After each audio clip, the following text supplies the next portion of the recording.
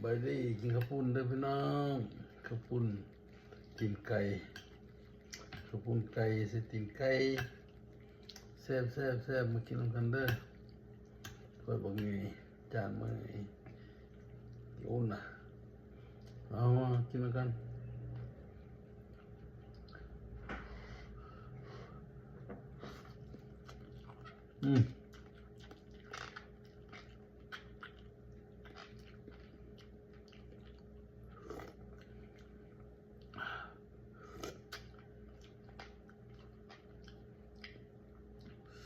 โรดเดี๋ยวกินกะปิ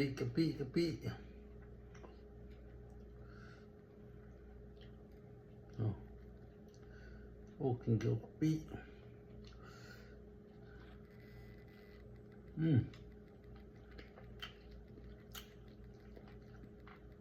เผ็ด